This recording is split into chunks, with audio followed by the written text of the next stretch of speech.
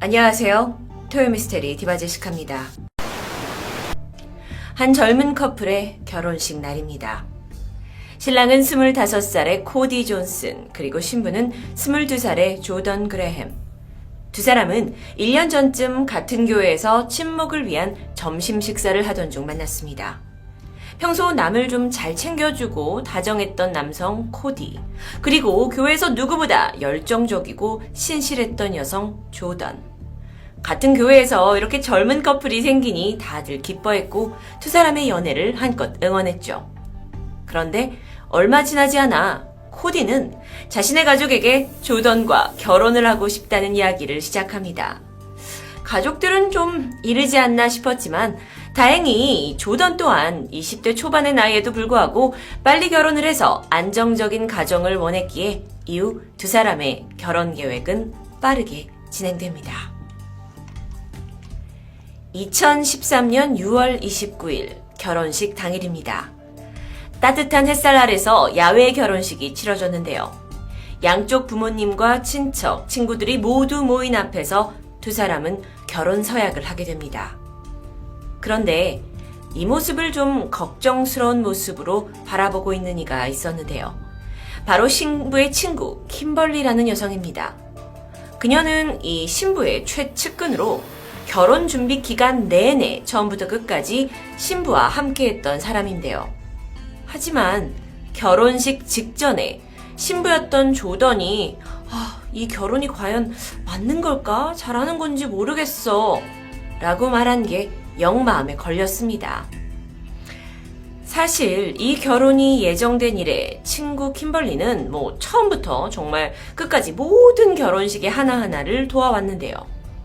처음에는 그저 신났고 행복해하며 해왔는데 웬일인지 결혼식 날이 가까워질수록 자꾸 자신의 친구가 불안해하는 것을 가까이 봐왔기 때문에 계속 마음이 편치 않았던 겁니다. 어쨌든 이 신랑 신부가 결혼 서약을 하는 순간 그녀가 딱 보게 된 게 있어요. 신부 조던이 웬일인지 신랑의 눈을 좀 마주치려고 하지 않는 것 같다라는 느낌도 들었습니다. 그저 그냥 손만 잡고 있을 뿐 남편의 눈을 피하는 건가? 라는 생각도 들었는데요. 친구로서는 당연히 걱정될 수밖에 없는 상황이었겠죠. 하지만 그렇게 결혼식은 잘 끝났습니다. 바로 다음날 아침 조던에게서 전화가 왔고 친구 킴벌리는 어제의 첫 신혼밤이 어땠냐면서 짓궂게 묻는데요. 그런데 이상하게 조던의 목소리가 좋지 않았습니다. 사실 식을 올린 지 24시간이 채 지나지 않은 상황인데 그녀는 벌써 약간 후회하는 듯한 이야기를 꺼냅니다. 어젯밤은 정말 악몽이었다고, 어떻게 해야 될지 모르겠다고. 그런데 정확히 어떤 일이 있었는지 자세히 말해주진 않았지만 이후 약 일주일 동안이나 그녀의 불안과 후회는 계속되었습니다. 이 친구들끼리 주고받은 문자 메시지에서 조던은 남편이 내가 원하지 않는 일을 할 것 같아 라는 문자를 보내기도 했고요. 또는 오늘 밤은 생리를 한다고 말해서 피해야 할 것 같다. 억지로 일이 벌어진다면 정말 미칠 것 같다. 라는 등등의 말을 남겼습니다. 즉, 조던이 결혼은 했지만 이 남편과의 잠자리를 원하지 않는 듯한 의미로 해석될 수 있는데요. 사실 그녀는 독실한 신자로 혼전 순결을 지키고 있었습니다. 하지만 이미 결혼식이 치러졌고 이후에 사랑하는 남편과의 잠자리가 부부 사이에 두려웠던 걸까요? 시간이 흘러 결혼식 이후 8일 만인 7월 7일 월요일입니다. 남편 코디의 어머니는 평소처럼 아들에게 전화를 걸어보지만 신호만 갈 뿐 받지 않습니다. 한참이 지나 다시 아들에게 전화를 걸었지만 여전히 응답이 없는데요. 이럴 애가 아닌데. 어머니는 아들이 바쁜가 싶었지만 이내 걱정되는 마음을 지울 수 없었고 직장의 확인자 전화를 걸어봅니다. 그런데 여기서 충격적인 답변이 돌아와요. 코디가 오늘 출근을 하지 않았다는 겁니다. 이런 일은 전혀 없던 일입니다. 어머니는 여기저기 전화를 돌리기 시작하는데 사실 가장 처음으로 전화를 건 건 새 신부 조던이었습니다. 하지만 그녀마저 답이 없습니다. 도대체 어떻게 된 일일까요? 이 어머니는 아무것도 집중하지 못한 채 아들의 집에도 가보고 근처 친구 집에도 가보지만 코디의 흔적을 찾을 수가 없었습니다. 그러다 이번엔 조던, 그러니까 며느리의 직장 근처에 가보기로 하는데 어라? 저 멀리에서 아이스크림을 먹으며 웃고 있는 며느리의 모습이 보입니다. 순간 아니 지금 남편이 전화도 안 받고 없어졌는데 어떻게 저렇게 태어날 수 있지? 라는 생각이 들었는데요. 어쨌든 이 심상치 않은 상황에 가족은 먼저 경찰에 실종 신고를 접수합니다. 코디를 마지막으로 본 사람은 아내인 조던입니다. 실종 바로 전날 두 사람은 교회에서 돌아오는 길에 한 식당에 들러 밥을 먹었고 함께 집으로 돌아왔다고 조던은 증언하는데요. 이후에 남편의 지인들이 찾아와서 남편이 그들과 함께 차를 타고 외출을 했고 곧 돌아오겠다고 나간 이후에 소식이 끊겼다고 말합니다. 그러자 경찰은 그러면 그 지인들이란 사람이 누구인지 아내에게 재차 묻게 되는데 이상했습니다. 처음에는 잘 모르는 처음 보는 친구들이라고 했다가 나중에는 한번 본 적이 있는 것 같다고 하기도 하고요. 경찰의 계속되는 질문에 그녀의 답은 일관적이지 않았던 겁니다. 게다가 경찰이 혹시 부부 사이에 싸움이라도 한 게 아니냐라고 질문해 전혀 아니다 라고 강하게 대답했지만 사실 친구 킴벌리에게는 전날 남편과 싸우다가 팔에 상처가 났다라는 말을 했다는 사실이 드러납니다. 이렇듯 이 경찰이 아내의 말에 신빙성이 있는가 없는가를 의심하고 있는 동안 코디가 실종된 지 48시간이 지났고 그의 가족과 지인 친구들은 이 신혼부부의 집에 모여서 도대체 어떻게 된 거냐, 네가 마지막으로 같이 있지 않았냐 하면서 아내 조던에게 자초지종을 묻는데요. 아니 그런데 조던의 행동도 좀 이상해집니다. 그녀는 이 모든 것을 상당히 언짢아 하면서 급기야 화를 내고 손가락에 있던 결혼 반지를 빼서 내동댕이 치기도 합니다. 이런 모습을 보고 있자니 가까운 친구였던 킴벌리조차 아니 그녀가 실종된 남편을 정말 찾고 싶어 하는 것인가에 대한 의문이 들기 시작했죠. 그렇게 모두가 코디의 행적을 추적하고 있을 때쯤 실종 며칠 만에 갑자기 조던이 신랑 친구를 찾아와서 하는 말, 저한테 이상한 이메일이 왔어요. 이 의문의 이메일은 메일 주소가 없고 자기 자신을 토니라고 지칭하는 한 남성에게서 온 것이었는데 메일에서 이렇게 써져 있었습니다. 내가 조던이 실종된 날 같이 있던 친구다. 그런데 사실 그날 근처 국립공원 산에 갔다가 절벽에서 코디가 떨어졌다는 내용입니다. 이 메일을 이제 코디 친구에게 가지고 온 거죠. 그래서 이 메일을 받아든 친구가 너무도 놀랐습니다. 지금 이 내용이라면은 뭔가 내 친구 코디가 다쳤을 수도 있고 하물며 죽었을 수도 있다라는 건데, 그런데 그 순간 메일을 건네준 아내 조던의 얼굴을 잠깐 보게 됩니다. 그런데 그녀의 얼굴에는 어떠한 감정의 동요도 느끼지 않는 듯한 무표정이었습니다. 이런 충격적인 소식에 전혀 눈물도 보이지 않았고 그저 자리에 가만히 서 있기만 하는데요. 친구는 서둘러서 그녀와 함께 경찰서로 달려가 이 의문의 메일을 전달하게 됩니다. 그런데 이때 조던이 형사에게 말하죠.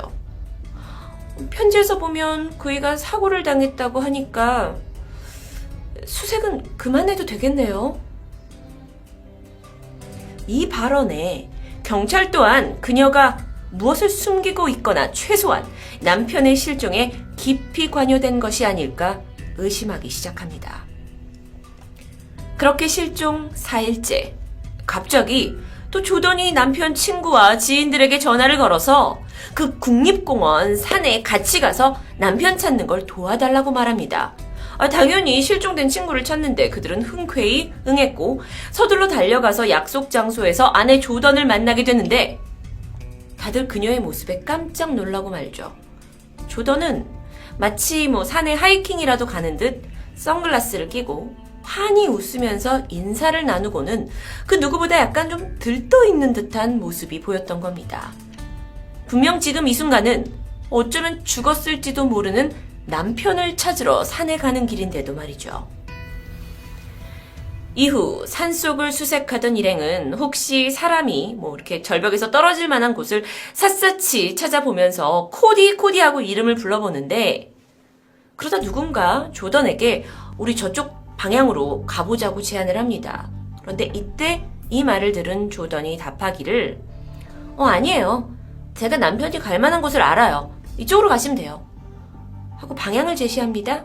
그래서 일행은 그녀를 따라서 그쪽으로 향했고, 조던이 계속 가다가 발을 멈춘 곳은 루프라고 불리던 곳으로 가파른 절벽이 위치한 곳이었습니다.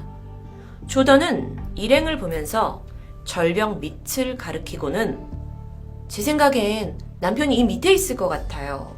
라고 말을 했고요. 이후에 누구보다 빠르게 절벽 밑으로 내려갑니다. 서둘러 일행이 그녀를 따라서 이 험난한 길을 내려가는데 얼마 후 밑에서 들려오는 소리. 찾았어요! 여기에요, 여기! 이 음성은 남편의 시신을 찾았다는 조던의 음성이었습니다. 남편 코디는 약 900m 절벽 아래로 떨어진 듯 했고요. 머리가 먼저 하강하면서 두개골이 손상되었고 이미 시신은 이곳저곳 제대로 알아볼 수 없을 만큼 만신창이었다고 합니다. 실종된 코디가 시신으로 발견된 이후 빠르게 장례식이 치러졌습니다. 이 장례식은 그가 결혼식을 치른 지 16일 만에 치러진 일이었는데요. 안타까운 코디의 죽음을 애도하러 온 모두는 알고 있었습니다. 아내 조던이 분명 무언가 했다라는 것을요. 그도 그럴 것이 조던 아내는 장례식 내내 폰을 붙잡고 통화를 했고 결코 슬픔에 찬 어떤 남편을 잃은 모습이 아니었기 때문입니다. 경찰 또한 그녀를 의심했습니다. 하지만 코디의 죽음 자체가 사고사였기 때문에 확실한 증거가 필요했는데요. 그러던 중 죽은 코디가 실종 전날 친구에게 아내가 자신을 위해 깜짝 이벤트를 준비할 거라는 이야기를 했다는 정보를 입수합니다. 이벤트? 또한 그 익명의 주소로 받았다는 수상한 이메일 기억하시죠? 경찰이 이걸 집요하게 추적했고 IP 주소를 밝혀내는 데 성공합니다. 그래서 조사 끝에 알아보니 그곳은 조던의 새아빠네 집으로 밝혀졌는데요. 이제 경찰은 절벽에서 코디가 떨어진 날 아내가 함께 있었을 것으로 추정을 했고 해당 국립공원으로 들어가는 모든 입구의 CCTV를 확인하게 되는데 빙고! 두 사람이 함께 탄 차량이 들어가는 모습이 확보됩니다.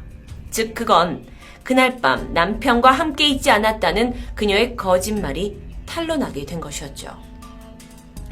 장례식 바로 다음 날 조던은 체포됩니다. 경찰이 당신을 코디 존스 살인죄로 체포합니다라고 말했을 때 그녀의 표정엔 변화가 없었다고 전해집니다. 가짜 이메일을 쓰고 남편의 시신만 다른 사람들이 찾게 만들면 이 모든 게 끝이 날 거라고 생각했던 걸까요? 아니면 사이코패스일까요? 경찰에게 순순히 자백을 시작한 조던은 사실 남편이 그 산을 가자고 해가지고 그곳에 따라갔는데 위험한 절벽같이 보이는데 남편이 괜히 자기는 눈 감고도 갈 수 있다고 자신을 하더라. 그래서 내가 증명해 보이라고 했더니 남편이 천으로 눈을 감싸도 자기는 여기서 안 넘어진다고 우겨서 그걸 가지고 좀 말다툼을 했었는데 이래저래 남편이 결국 눈을 이렇게 가린 채 한쪽 팔로 아내를 붙잡고 절벽을 걷게 되었는데 그러다가 팔을 헛디뎌서 떨어지려는 상황이 생겼고 이에 아내였던 조던도 나도 살아야 되잖아. 그래서 남편 손을 놓을 수밖에 없었다. 라는 아주 드라마틱한 자백 스토리를 내뱉게 되죠. 그날 정말 무슨 일이 있었는지는 조던과 죽은 코디만 알고 있습니다. 만약 조던의 말처럼 남편이 실수로 추락을 했고 자신은 단지 살려다가 그를 구하지 못했어요. 어쩔 수 없었잖아요. 라는 이야기가 사실이라면 그에게 쉽사리 살인이라는 죄목이 씌워지지 않습니다. 하지만 경찰은 조던이 분명 사전에 모든 걸 계획하고 남편에게 뭔가 이벤트를 해줄 것처럼 눈을 가리고 산으로 유인했다고 굳게 믿고 있었는데요. 답을 예측할 수 없는 재판이 진행되던 도중 다행히 조던이 자기가 처음에 했던 이 자백이 거짓이라고 시인하게 되었고요. 결국 자신이 단독으로 남편의 눈을 가린 채 자신을 향해 서 있던 남편 코디를 절벽에서 밀었다는 사실을 털어놓게 됩니다. 이후 조던 그레햄은 사전에 계획된 살인에 부과되는 1급 살인죄가 적용이 되었고 가석방 없는 30년형을 받았습니다. 결혼한 지 8일 만에 실종된 남편, 그리고 신부의 살인, 16일 만에 치러진 남편의 장례식. 이런 비극적인 상황 속에서 사망한 코디의 엄마는 아직도 범인 조던에게 묻고 싶은 것이 있다고 합니다. 도대체 왜 내 아들을 죽였냐고요. 사랑이 아니었다면 왜 결혼을 하겠다고 했냐고요. 한 여성의 결혼에 대한 미성숙한 결정, 그리고 비이성적인 선택이 소중하게 아들을 키운 한 어머니의 맘에 평생 지울 수 없는 대못을 받게 했던 안타까운 사건이었습니다. 토요미스테리 디바제시카였습니다.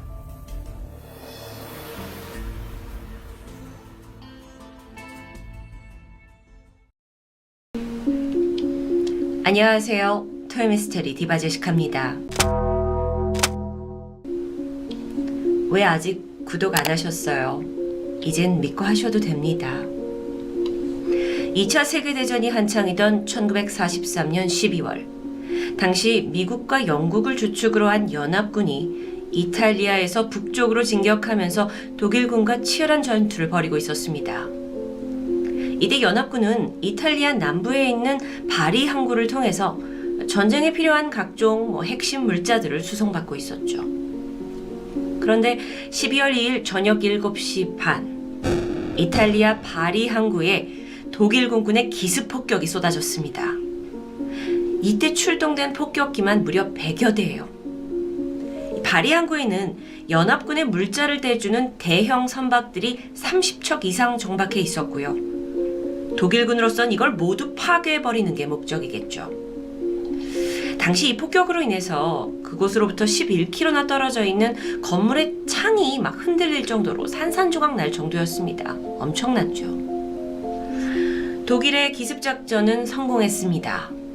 이 유조선과 연결된 송유관이 터졌고 기름이 유출됐고 막 대형 화재가 발생했죠. 그러면서 옆에 있던 소형 선박들이 금세 불길에 휩싸였습니다.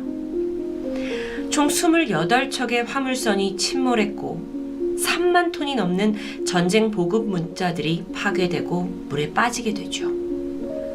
안타깝게도 현장에서 1000명 이상 사망했고 800여 명의 사상자가 발생합니다. 그런데 연합군에서는 지금 이 참담한 상황보다 더 우려되는 엄청난 점이 하나 있었습니다. 이게 자칫 잘못하면 재앙을 몰고 올 만한 그런 심각한 일이었죠. 현장에서 침몰한 미국 수송선 중 하나인 존 하비호. 큰 폭발음과 함께 침몰을 했는데 이 배가 결코 평범한 화물선이 아니었던 겁니다.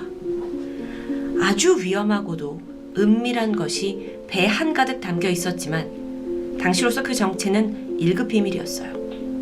그래서 침몰 당시에 배에 탄 사람들조차 이 배에 뭐가 있는지 제대로 알지 못한 채 우선 침몰한 후 많은 사람들이 달라붙어서 긴급히 구조 작업이 시작됩니다. 그 당시 인근 바다는 폭파된 화물선에서 이제 기름이 흘러나오게 되면서 검은 기름띠가 뒤덮여 있었다고 하는데요. 사람들이 구조됐고 그들 중에 이제 외상이 있는 사람들은 곧장 치료를 받을 수 있었지만 단순히 물에 빠지기만 했던 사람들은 몸에 묻은 기름만 닦아낸 채 방치됩니다. 그게 문제였죠.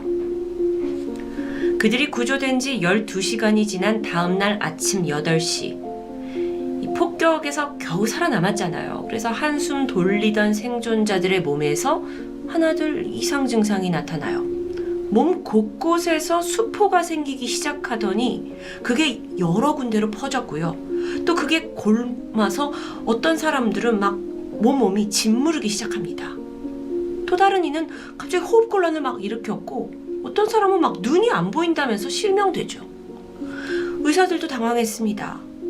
그런데 환자들을 자세히 살펴보던 의사 한 명이 조심스럽게 의견을 내놓는데 이 모든 증상이 마치 1차 세계대전 당시에 독가스에 중독된 사람들과 매우 유사하다라는 의견이었습니다. 그리고 그의 진단은 정확했죠. 침몰한 존 하비오에 실려있던 건 일명 겨자가스라고 불리던 100톤가량의 독가스였습니다. 사진 속 보이는 인물은 독일의 화학자 프리츠 하버. 그는 암모니아를 개발한 인물로 이 공법이 합성 비료를 만드는 데 사용되었고요. 이 비료로 인해서 인류는 식량을 대량 생산할 수 있게 되었습니다. 그래서 그는 1918년에 노벨 화학상을 받았고 어쩌면 그의 공로로 인해 이 전쟁으로 피폐해진 유럽이 다시 활기를 되찾았다 해도 과언이 아니죠. 만약 프리츠 하버의 개발이 여기서 멈췄다면 오늘날 우리는 그를 최고의 화학자이자 인류를 해방시킨 영웅으로 칭했을 겁니다. 하지만 야심이 거기서 끝나지 않았어요. 1차 세계대전이 터지고 나서 그는 자신의 조국인 독일의 승리를 위해 아주 특별한 무기를 개발하는 데 온 힘을 쏟았습니다. 그런 남편을 지켜보던 부인 클라라 임버바르, 그녀 역시 화학자였는데요. 남편이 연구실에 틀어박혀서 밤낮 없이 뭔가를 개발하는 이 모습에 어딘가 불길함을 느낀 거예요. 그래서 남편이 자리를 비운 틈을 타서 몰래 방에 들어가 연구 내용을 살펴보게 되죠. 이 실험실에는 황토빛을 띠면서 시큼하게 매운 냄새, 마늘 냄새 같다고도 하는데 이런 화학 물질이 있었습니다. 전혀 예전엔 본 적이 없는 새로운 거였죠. 남편의 연구 기록에 따르면 그가 그토록 매달렸던 연구 대상은 독가스라는 사실을 밝혀냅니다. 이 독가스가 인간에게 노출될 경우 치명적인 신체적 손상과 함께 참기 힘든 고통까지 수반하는 그야말로 살상무기였어요. 총칼보다도 어쩌면 더 무섭다고 볼 수 있는데요. 이걸 알게 된 아내 클라라는 남편을 말렸죠. 우리는 화학자다. 이 본분만 지켜야 한다. 악용하게 둘 수 없다. 하지만 남편은 계속 연구에 매진했고 결국 아내는 죄책감에 스스로 목숨을 끊고 말았습니다. 하지만 이 죽음으로 남편을 막을 순 없었는데요. 프리츠 하버는 연구에 오히려 더 매진했고 속도를 붙였습니다.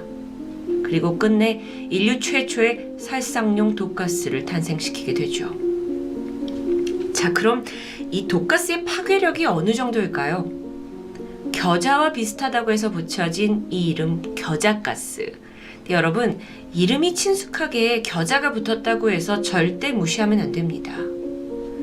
명백히 화학무기로 분류되는 이 독가스는 노출이 된 지 24시간 안에 몸 안에 지독한 가려움증과 함께 자극을 일으키고요. 특히나 그 부위에 노란색 액체로 가득 찬 물집, 그러니까 수포가 풍선처럼 크게 부풀어 오르고 이게 번져가죠. 나는 그때 옷을 입고 있었다 하더라도, 그러니까 직접 노출이 아니더라도 수포가 생기는 걸 막을 순 없다고 합니다. 가스의 농도가 짙어짐에 따라서 심할 경우 피부에 3도 화상까지 유발합니다. 연구 결과 만약 여러분의 몸의 절반 이상이 겨자가스에 노출되었다면 며칠 혹은 몇 달 후에 사망할 확률이 매우 높아지죠. 그리고 이 독가스가 눈에 닿았다면 사실 처음에는 그냥 좀 이렇게 따끔거리기만 하는데 얼마 후에 결막염으로 이어지고 눈꺼풀이 부어오르면서 일시적으로 그리고 심각하면 영영 시력을 상실하게 됩니다. 고농도의 겨자가스가 입과 코로 들어가면 어떻게 될까요? 이게 바로 즉사할 정도의 치명타는 아니라고 합니다. 하지만 이게 이제 목으로 들어가서 호흡기관에 물집이 생기면서 기도를 막고 결국엔 생사의 기로에 놓이게 되는 거죠. 더 끔찍한 건 이 가스 노출에 다행히 여러 증상은 있었지만 살아남는다 하더라도 상처 부위에 유전자가 손상되면서 백혈병이나 여러 암에 걸릴 확률이 훨씬 높아집니다. 그래도 다행히 치료 방법이 있어요. 그건 바로 포비돈 요오드인데요. 그러니까 우리한테 빨간 약으로 유명한 이 용액, 이걸 노출된 부위에 바르면 치료가 가능합니다.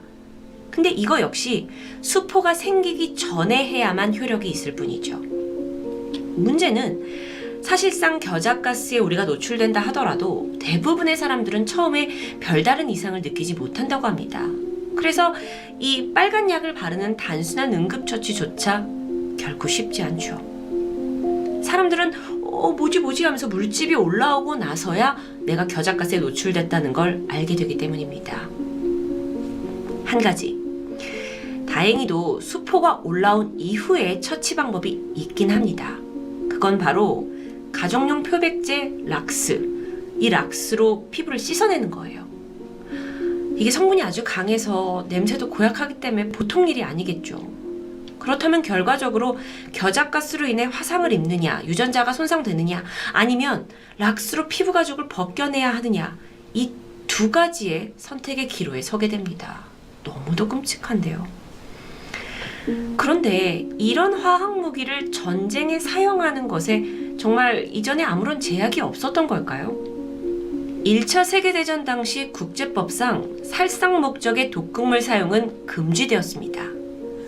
근데 겨자가스는 말 그대로 가스였기 때문에 그 법을 교묘히 피해갈 수 있었어요. 프리츠 하퍼가 독일군에 가가지고 내가 겨자가스를 개발했다, 이걸 전쟁에 사용해야 된다 하고 적극적으로 제안하죠. 그러면서 구체적인 아이디어를 내놨는데 이 겨자가스를 가득 넣어놓은 통나무를 땅에다가 심어놓고 적들이 근처에 오면 병사들이 가서 그 통나무를 터뜨리기만 하면 된다라는 계획이었습니다. 독일군은 그의 제안을 받아들였고 곧이어 전쟁터는 황색가스로 뒤덮였습니다. 근데 문제는 이게 적군이었던 연합군에게만 적용되는 게 아니라는 거죠. 독일군 또한 엄청난 인명피해를 피할 수 없습니다. 그렇게 화학전으로 얼룩진 제1차 세계대전의 결과는 너무도 비참했죠. 원인을 제공한 프리츠는 반인륜적인 살상병기를 만들었다고 그의 평생, 아니 죽어서도 비판받고 있습니다. 물론 당시 프랑스를 포함한 대부분의 참전국에서도 가스병기를 사용하긴 했어요. 근데 이들의 가스는 그냥 피부와 점막을 자극하는 정도였고 살상을 목적으로 하는 무기는 프리츠 하버의 겨자가스가 유일했던 거죠. 이 가스에 노출된 병사들을 치료했던 한 영국인 간호사가 남긴 기록이 있습니다. 그걸 좀 읽어드리면, 우리는 환자들을 만지거나 붕대를 감을 수 없었다. 그저 깔개로 그들을 감싸두었을 뿐이다. 병사들은 아무리 부상이 심각해도 보통 불평하지 않는다. 하지만 이 가스로 인한 화상은 참을 수 없는 듯 비명을 지르게 만든다. 병사들 몸은 겨자 색깔로 골마 터지면서 물집으로 가득했다. 눈은 멀었고 진물로 범벅이 된다. 그들은 숨을 쉬기 위해 안간 힘을 써야 했다. 이처럼 그 잔혹성으로 양쪽 진영 모두를 공포에 떨게 하고 사용이 분명히 금지된 겨자가스. 근데 이게 2차 세계대전에서 또다시 등장한 겁니다. 그 존 하비오에 있었던 거죠.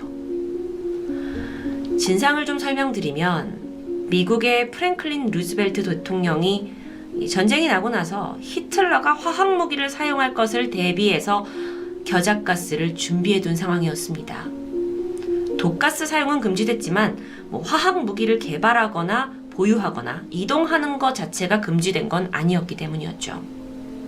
그런데 폭격으로 인해서 그 겨자가스가 든 배가 침몰했고 그 결과 약 600여 명의 해군과 1000여 명의 일반 시민들이 겨자가스에 노출됩니다. 물론 그 당시에는 이들이 뭐에 노출됐는지 극비에 붙여졌기 때문에 사람들은 이 증상이 왜 일어났는지조차 제대로 알 수 없었다고 해요. 이 겨자가스를 이제 테스트하고 또 운송하고 준비하는 과정에서 비윤리적인 인체 실험이 있었다라는 사실이 뒤늦게 드러나기도 했습니다. 2차 세계대전 당시에 롤린스 에드워즈라는 미군이 12명의 다른 병사들과 함께 영문도 모른 채 나무로 된 가스실에 들어갑니다. 곧 문이 잠겼고 겨자가스와 함께 다른 독가스가 섞인 가스가 이제 방 안으로 스며들어오게 되죠. 사람들이 막 비명을 지르면서 탈출을 하려고 했는데 그중 몇몇은 결국 정신을 잃기도 했습니다. 이날 실험 중에는 백인, 흑인, 아시아인까지 다양한 인종의 사람들이 있었다고 하는데 실험의 목표는 어떤 인종이 가스에 더 강한지 알아보기 위해서였다고 하죠. 생체 실험의 대상이 됐던 이 군인들은 후유증으로 인해 피부 발진으로 고통을 받게 되는데요. 사실 이미 이 실험이 있기 전에 비밀을 반드시 지켜야 한다라는 서약을 했기 때문에 적절한 치료나 처방, 보상을 받을 수는 없었다고 증언합니다. 그런데 반전도 있습니다. 이 겨자가스가 아주 예상치 못한 곳에서 두각을 나타내게 되는데요. 전쟁 때 이 가스에 노출된 환자를 치료하던 사람들을 보다가 공통적인 점을 발견합니다. 백혈구 수치가 낮아지는 거죠. 자, 그렇다면 이 겨자가스의 어떤 성분으로 인해 암세포의 증식도 억제할 수 있다라는 걸 의미할 텐데요. 이 우연한 발견을 계기로 추후 겨자가스의 성분을 이용한 항암 화학요법이 시행됩니다. 당시로서는 암을 약으로 치료하는 아주 획기적인 방법이었죠. 합성 비료를 개발해서 인류를 구해낸 영웅 프리츠 하버. 하지만 동시에 겨자가스라는 최악의 살상 무기를 만들어낸 인류의 살인마. 하지만 아이러니하게도요. 이 잔혹한 무기는 현재 수많은 암 환자들의 희망이 된 항암 치료제의 발단이 되었는데요. 여러분은 그에게 어떤 평가를 내리고 싶으신가요? 칼이 누구의 손에 쥐어지느냐에 따라 그 용도가 달라지는 것처럼 우리의 신념이 가져올 미래에 대해서 신중하게 고민하고 생각하는 자세가 필요해 보입니다. 토요미스테리 디바제시카였습니다.